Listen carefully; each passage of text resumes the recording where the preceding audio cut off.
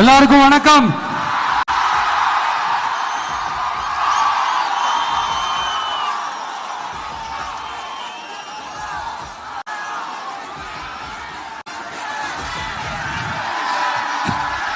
கிட்டத்தட்ட ஒரு 910 நாட்களுக்கு மேல உங்க மண்ணுக்காக போராடிட்டு இருக்கீங்க.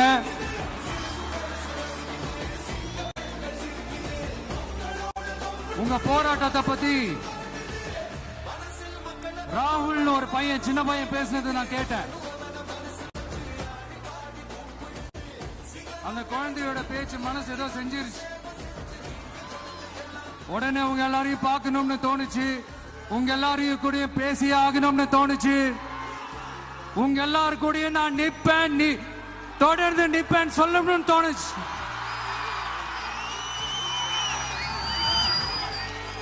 ஒவ்வொரு வீட்டுக்கும் ரொம்ப முக்கியமானவங்க அந்த வீட்டில் இருக்கிற பெரியவங்க தான். அதே மாதிரிதான் நம்ம நாட்டுக்கு ரொம்ப முக்கியமானவங்க உங்களை மாதிரி விவசாயிங்க தான்.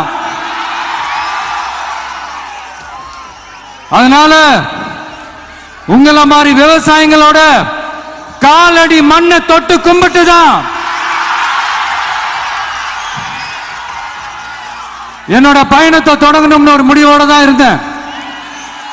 அதுக்கு சரியான இடம் இதுதான் எனக்கு தோணுச்சு.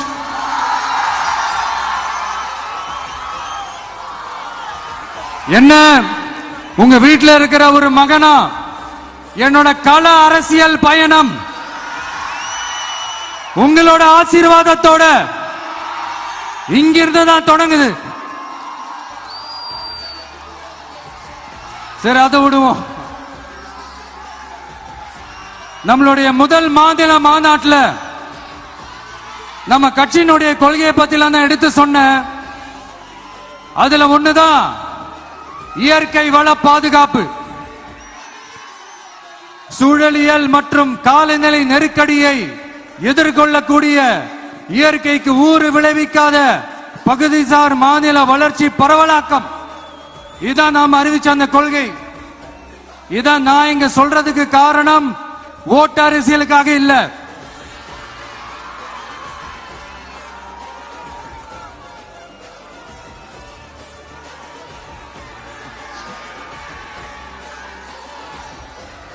இன்னொரு தீர்மானம் அதே மாநில மாநாட்டில் நான் சொன்னேன். அது விவசாய நிலங்கள் பாதுகாப்பு கொள்கை தீர்மானம். அதுல காஞ்சிபுரம் மாவட்டம் பரந்தூரில் 1000க்கும் மேற்பட்ட ஏக்கர் பரப்பளவில் 13 நீர்நிலைகளை அழிச்சு சென்னை நிரந்தரமாக வெள்ளக்காடாக்கும் திட்டத்தை ஒன்றிய மாநில அரசுகள் கைவிட வேண்டும் வலியுறுத்தின. அது மட்டும் இல்லாம இந்த மண்ணுக்காகவும் மக்களுக்காகவும் நம்ம விவசாயிகள் பாதிக்கிற இந்த திட்டத்துக்கு எதிராக சட்ட போராட்டம் நடத்தவும் தயங்க மாட்டோம்னு சொல்லியிருந்தோம். அத இங்க உங்க முன்னாடி ரொம்ப ஸ்ட்ராங்கா வலியுறுத்துறேன். இந்த பிரச்சனையில நான் உங்களோட உறுதியா நிப்பேன். இன்னொரு முக்கியமான விஷயம், நம்மள ஆண்டுகிட்டு இருக்கிற ஒன்றிய அரசுக்கும் மாநில அரசுக்கும் நான் சொல்லணும்னு நினைக்கிறேன். நான் இங்க வளர்ச்சிக்கு எதிரானவெல்லாம் கிடையாது. ஏர்போர்ட்டே வரக்கூடாதுன்னு நான் சொல்லல, இந்த இடத்துல வரக்கூடாதுன்னு நான் சொல்றேன். இதை நான் சொல்லலன்னு வைங்களேன், இவன் வளர்ச்சிக்கு எதிரானவன் அப்படி இப்படின்னு சொல்லி ஒரு கதையை கட்டி ஆரம்பிச்சிருவாங்க. சரி, நமக்கு அதை பத்தி எல்லாம் கவலை இல்லைன்னு வைங்க. எல்லாத்துக்கும் மேல இன்னைக்கு இந்த பூமியில வாழ்ற எல்லா உயிரினங்களோட இருப்பையும் புவி வெப்பமயமாதல் பயமுறுத்திக்கிட்டு இருக்கு. அதனுடைய ரிசல்ட் தான் ஒவ்வொரு வருஷமும் இந்த மழை காலத்துல வெள்ளத்துல சென்னை சிட்டி எப்படி தத்தளிச்சுக்கிட்டு இருக்கிறது நம்ம பாக்குறோம். இப்ப ரீசன்ட் டைம்ல எடுத்த ஒரு அறிவியல் ஆய்வுல இப்படி ஒவ்வொரு வருஷம் சென்னையில வர பிளட்டுக்கு காரணமே இங்க இந்த சுற்றுவட்டார பகுதியில் இருக்கிற சதுப்பு நிலங்களை நீர்நிலைகளை அழிச்சதுதான் சொல்லுது. இப்படி ஒரு சூழல் இருக்கும் போது 90% ஆஃப் விவசாய நிலங்கள் 90% ஆஃப் நீர்நிலைகளை அழிச்சு இங்க அந்த பரந்தூர் விமான நிலையத்தை கொண்டு வரணும்னு எடுக்கிற அந்த முடிவை எந்த அரசா இருந்தாலும் அது மக்கள் விரோத அரசா தான் இருக்க முடியும்.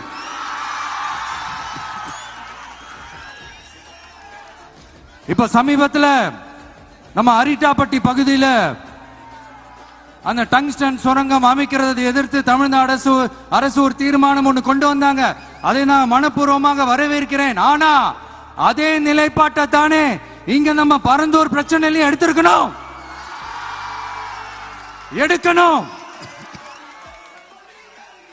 எப்படி அரிட்டாப்பட்டி பகுதி மக்கள் நம்ம மக்களோ அதே மாதிரி தானே பரந்தூர் மக்களும் நம்ம மக்கள். அப்படித்தானே ஒரு அரசாங்கம் யோசிக்கணும். ஆனா அப்படி செய்யலையே. ஏன் செய்யல? ஏன்னா இந்த விமான நிலையத்தையும் தாண்டி இந்த திட்டத்தில் அவங்களுக்கு ஏதோ ஒரு லாபம் இருக்குது.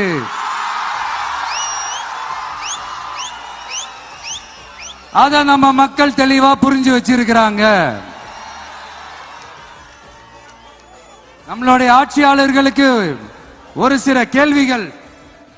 நீங்க எதிர்கட்சியா இருக்கும் போது 8 வழிச்சாலையை எதிர்த்தீங்க, அந்த காட்டுப்பள்ளி துறைமுகத்தை எடுத்தீங்க. அதே தானே இங்கேயும், அதே நிலைப்பாடு தானே இங்கேயும் எடுக்கணும்.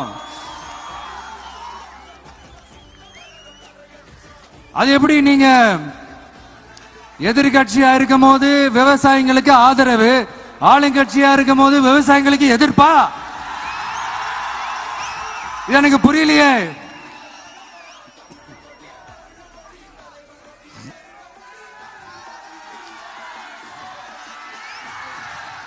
அதனால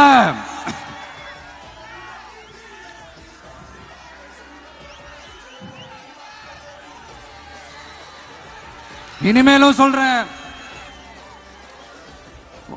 உங்க நாடகத்தெல்லாம் பார்த்துக்கிட்டு மக்கள் சும்மா இருக்க மாட்டாங்க. நீங்க உங்களோட வசதிக்காக அவங்களோட நிக்கிறதும் அவங்களோட நிக்காம இருக்கிறதும், நாடகம் ஆடுறதும் நாடகம் ஆடாம இருக்கிறதும், அது சரி. நம்புற மாதிரியே நாடகம் ஆடுறதுல தான் நீங்க கில்லாடிங்களாச்சு. அதையும் மீறி நம்ம விவசாயிங்க உங்க போராட்டத்துக்கு எதிராக போராடினாங்கன்னா பிரச்சனை தான். அதனால இனிமேல் உங்க நாடகத்தை பார்த்துக்கிட்டு மக்கள் சும்மா இருக்க மாட்டாங்க. உங்களோட இந்த விமான நிலையத்துக்காக நீங்க ஆய்வு செஞ்ச இடத்தை மறு ஆய்வு செய்யணும்னு ஒன்றிய அரசுக்கும் மாநில அரசுக்கும் நான் கேட்டுக்கிறேன். விவசாய நிலங்கள் இல்லாத இந்த பாதிப்புகள் குறைவா இருக்கிற இடங்களா பார்த்து உங்களுடைய விமான நிலையத்தை கொண்டு வாங்க. வளர்ச்சி தான் மக்களை முன்னேற்றம். ஆனா அந்த வளர்ச்சின்ற பேர்ல நடக்கிற அழிவு மக்களை ரொம்பவே பாதிக்கும்.